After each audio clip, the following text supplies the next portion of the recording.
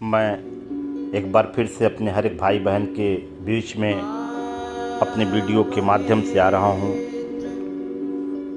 जैसा कि आज हमारे बहुत से भाई बहन प्रभु में हैं, प्रभु यीशु मसीह को मानते भी हैं, उनकी आराधना महिमा करते हैं, प्रार्थना करते हैं, वचन को पढ़ते हैं, कलीसियाओं में जाते हैं।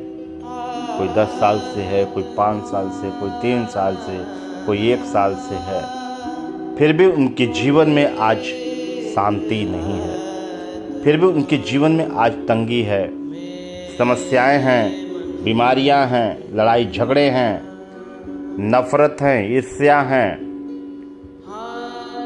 आज हम अपने हर एक उन भाई के लिए एक संदेश लेकर के पवित्र आत्मा की अगुवाई में आया हूँ, क्योंकि हर व्यक्ति जो प्रभु यीशु मसीह में जाना चाहता है, यीशु मसीह के नाम को जाना है, अगर उनसे पूछा जाए, चाहे वो सिखाने वाले लोग हों, चाहे विश्वासी भाई बहन हों, अगर उनसे मैं ये पूछूं क्या आप परमेश्वर से प्रेम करते हो, तो उनका उत्तर मिलेगा हाँ, बहुत प्रेम करता हूँ।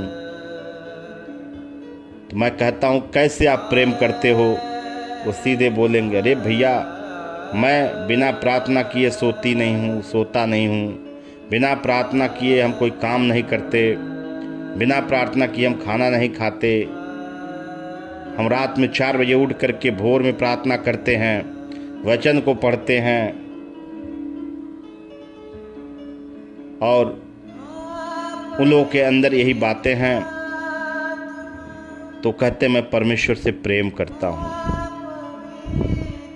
मैं आपको सत्य बताऊं, आप परख लो, स्वयं परखो, किसी की ज़रूरत नहीं आपको पड़ेगी। यदि आप परमेश्वर से प्रेम करते तो निश्चय ही जान लो आप उनकी आज्ञाओं को मानते। जब आप उनकी आज्ञाओं को मानते, निश्चय ही पिता परमेश्वर भी आपसे प्रेम करता। जब वो आपसे प्रेम करता तो कौन विरोधी आपको हानि पहुंचा सकता? कौन विरोधी आपको अशांति में रख सकता है? कौन विरोधी आपको बीमारियां उत्पन्न कर सकता है? इसलिए मेरे भाई बहन, आपसे मैं एक बार फिर से मैं कहता हूं कि आप परमेश्वर से प्रेम नहीं करते, आप स्वार्थ से प्रेम करते हो, अपनी लालसाओं के लिए प्रेम करते हो, अपनी कमियों के लिए परमेश्वर से प्रेम करते हो। इसलिए आज आपके जीवन में उद्धार नहीं है, आपके जीवन में शांति नहीं है, आपके जीवन में बीमारियां हैं, समस्याएं हैं, गरीबी हैं, सारे बंधन पड़े हुए हैं, क्योंकि आज हम बंधनों में फिर जी रहे हैं। जैसा कि मैं आपको बता दूं, जो काम मेरे पिता को नहीं पसंद है, वही काम आज हम बहुत से विश्वासी भाई बहन करते चले आ रहे हैं। हम लोगों का विश्वास तेल पे है, पानी पे है, फोटो पे है, लॉकेट पे है। मेरे भाई, मैं एक बार फिर से आपका भाई होने के नाते मैं आपको बताना चाहता हूँ कि हम सब परमेश्वर से प्रेम नहीं करते।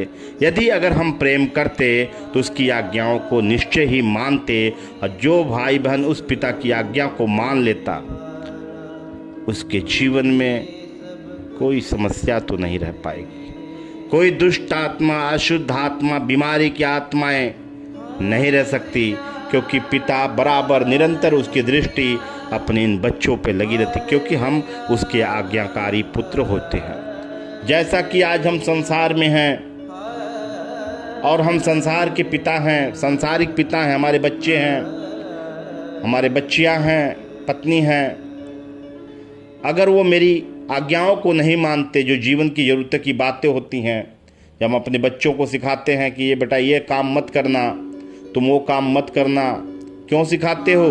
क्योंकि कोई भी पिता अपने बच्चे को नाश होने नहीं देखना चाहता, उसके जीवन को, उसके उज्जवल भविष्य के लिए उसे अच्छी शिक्षा देता, पढ़ाता और लिखाता है कि वो ऊंचे पद पे हो, किसी के आगे हाथ न फैलाने वाला हो, वो किसी से मांगने वाला न हो,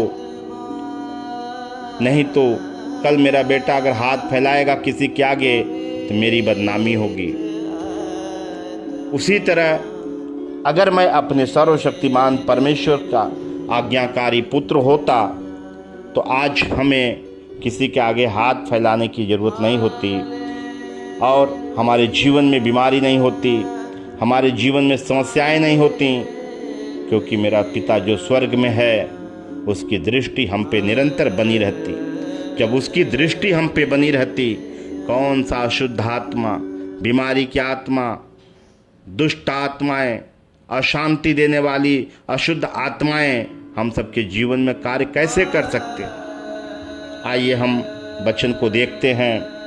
यूहन्ना अध्याय 14 का 15 वचन को हम देखते हैं, इसमें प्रभु ने किस वचनों के द्वारा हम सबसे बातें की है। यदि तुम मुझसे प्रेम रखते हो तो मेरी आज्ञाओं को मानोगे।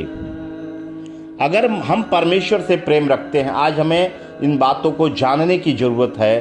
क्या हम परमेश्वर से प्रेम करते हैं? यदि हम सत्य में प्रेम करते हैं तो निश्चय ही उस स्वर्गीय पिता की सारी आज्ञाओं को हम मानेंगे।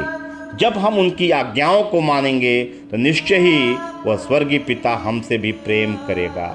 जब हमसे प्रेम करेगा तो आगे भी हम वचन में देखते हैं, 16 वचन देखते हैं, यूहन्ना का 14 अध्याय का 16 वचन, मैं पिता से विनती करूंगा और वह तुम्हें एक और सहायक देगा कि वह सर्वदा तुम्हारे साथ रहे। 17 वचन को भी देखते हैं, अर्थात सत्य का आत्मा जिसे संसार ग्रहण नहीं कर सकता, क्योंकि वह न उसे देखता है और न उसे जानता है। तुम उसे जानते हो क्योंकि वह तुम्हारे साथ रहता है और वह तुम में है। ये कौन व्यक्ति जान सकता कि हमारे अंदर सत्य की आत्मा है?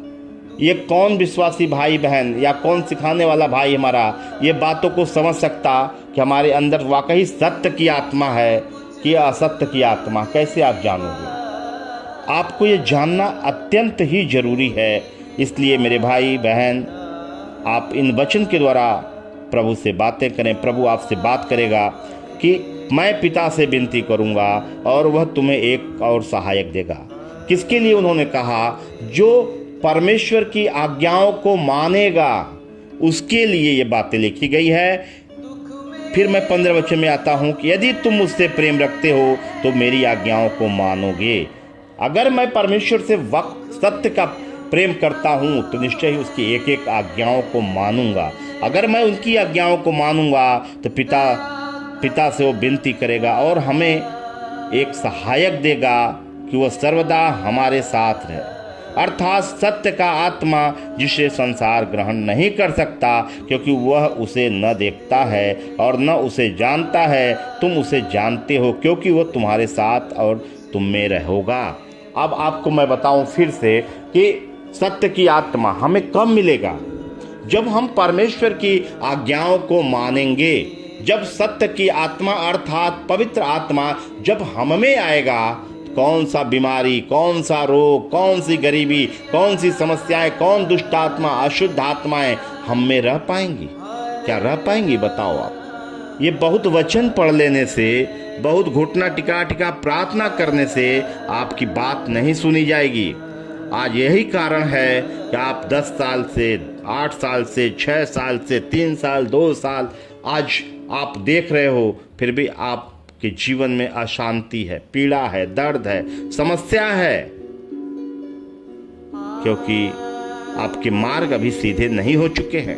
अभी आपके मार्ग टेढ़े ही जाते हैं, क्योंकि आप पिता के आज्ञाकारी पुत्र नहीं हो। मैं आपसे फिर एक बार सिखाना चाहूँगा कि आप लोग, मेरी विनती है कि आप कुछ भी मत करो, पहले पिता की आज्ञाओं को मानना शुरू कर दो।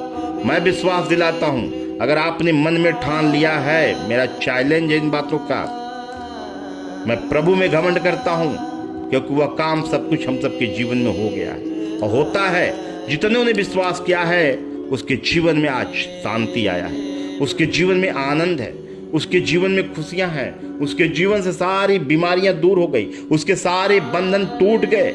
आज वह स्वतंत्रता का जीवन जीता है। मेरे भाई मेरे बहनों, आज इन बातों को आप जानो।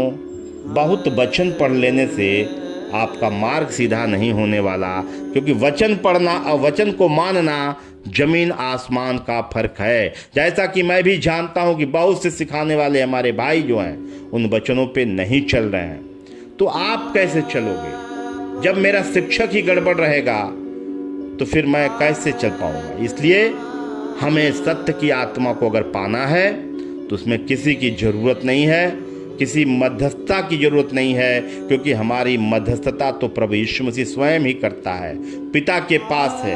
हम सबकी मध्यस्थता की वो प्रार्थना करता है कि हम बचाए जाएं, हम छुड़ा लिए जाएं। आज हम लोग भी उस महान परमेश्वर के कार्यों को अगर देखना है अपने जीवन से, उस महान सर्वशक्तिमान परमेश्वर को जानना है अपने जीवन से, तो आज ही आप मन में ठान लो कि मैं भूखा रहूंगा, नंगा रहूंगा, जैसे रहूंगा, हे प्रभु अब तेरी आज्ञा पे ही चलूंगा, चाहे हमें लाख समस्याओं का सामना क्यों न करना पड़ जाए। आज मैं विश्वास फिर से दिलाना चाहूंगा मेरे भाई और बहनों, जो 10 साल में आप नहीं पाए हो, 5 साल में नहीं पाए, 6 साल में नहीं पाए, 3 साल में नहीं पाए हो, मेरे कहने से आप मान के देखो, आप मन में ठान लो। और क्योंकि आपको भी पता है कि मेरा सर्वशक्तिमान परमेश्वर वो मन को जांचता और हृदय को जांचता है, आपके शरीर को नहीं जांचता, आप क्या खाते क्या पीता उसको नहीं जांचता है, आपके मन और आपके हृदय को जांचता और परखता है। मेरे भाई, अगर वाकई सत्य में पूरे दृढ़ता से अगर आपने मन में ठान लिया, आपको उत्तर उसी वक्त मिल जाएगा और आप शांति पाओगे, आनंद पाओगे, सारे बंधन आपके टूटते चले जाएंगे। ये मैं आपको सत्य बता रहा हूँ। आप पहले आज्ञाओं को मानना सीखो, बिना आज्ञा माने आपका उद्धार होने वाला नहीं है, ना आपको शांति मिलने वाली है। आप पूरे बाइबल को पढ़ डालो, घंटों घंटों प्रार्थना कर लो, कोई मतलब नहीं निकलने वाला आप, क्योंकि पिता आपसे हमसे नाराज है, वो हमारी आपकी नहीं सुनने वाला है जब तक कि हम उसकी आज्ञाओं को नहीं मानेंगे। इसलिए आज से ही हमें दृढ़ निश्चय कर लेना है, हम उस सर्वशक्तिमान परमेश्वर की आज्ञाओं को मैं मानूंगा। इसी क्रम में हम आगे और भी वचन को देखते हैं। जिसके पास मेरी आज्ञाएं हैं, यूहन्ना का है 14 अध्याय का 21 वचन हम देखते हैं। जिसके पास मेरी आज्ञाएं हैं और वह उन्हें मानता है, वही मुझसे प्रेम रखता है, और जो मुझसे प्रेम रखता है उससे मेरा पिता भी प्रेम रखेगा, और मैं उससे प्रेम रखूंगा और अपने आप को उस पर प्रकट करूंगा। मेरे भाई, अगर जिसके पास उस परमेश्वर की आज्ञाएं हैं, उनके हृदय में उन महान सर्वशक्तिमान परमेश्वर की आज्ञाएं आपके हृदय में है और वह उन्हें मानता है, उन आज्ञाओं को, निश्चय ही जान लेना जो प्रभु यीशु मसीह से प्रेम रखता है उससे प्रभु यीशु मसीह के पिता हम सबसे प्रेम रखेगा, जो पिता परमेश्वर है। और प्रभु यीशु मसीह क्या कहा? मैं उस पर प्रकट करूंगा। इसलिए प्रकट करेगा कि आपके जीवन से बड़े बड़े अद्भुत कार्य होंगे, बड़े बड़े कार्य होंगे जो आपकी समझ और सोच से बाहर होंगे, जो आपने कभी सोचा भी नहीं होगा। ऐसे ऐसे बड़े कार्य आपके जीवन से होंगे, क्योंकि अभी आप कलशियाओं में जा रहे हो, घंटों घंटों समय बिता रहे हो, लेकिन अशांति ही है, सुख नहीं है, दर्द है, बीमारी है, समस्या है, लड़ाई झगड़ा है, पति पत्नी में झगड़े हैं, बना बनाया खाना नसीब नहीं होता, मुंह से गंदी गंदी गालियां निकलते हैं। मेरे भाइयों, मेरे बहनों, ये क्यों होते?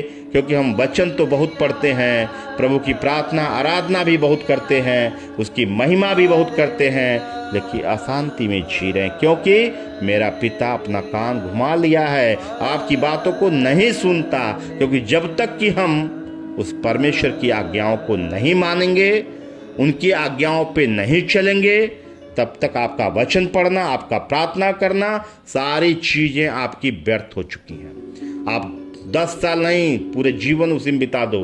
आप तो बड़े घमंड में हो कि मैं प्रभु से प्रेम करता हूँ। मैं कहता हूँ कि आप प्रेम नहीं करते। यदि आप प्रेम करते तो परमेश्वर की आज्ञाओं को जरूर मानते, और आज्ञा मानते तो आपके जीवन में चंगाई, छुटकारा, आनंद, खुशी, प्रेम, सहनशीलता, आप धीरज, आपके अंदर दयालुता, नम्रता, दीनता सब आ जाता, आप बदल जाते। प्रभु यीशु मसीह जीवन बदलने आया था, धर्म बदलने नहीं आया था मेरे भाई। आपका हृदय बदलने आया था, आपके मन को बदलने के लिए आया था।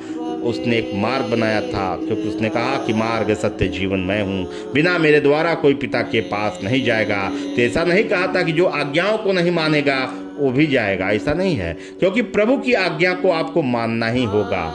जब तक कि आप आज्ञा को नहीं मानोगे, कभी भी आप सत्य के मार्ग पे नहीं चलने वाले होगे। मैं फिर से एक बार अपने हर एक भाई बहन को कहूँगा, विनती के साथ कहूँगा कि आप लोग पिता की आज्ञाओं को मानना शुरू करो, और देखो आपके जीवन में उसी वक्त शांति न आने लगे तो कहना मुझसे। आपको बात करना होगा, मेरा नंबर नोट कर लीजिए।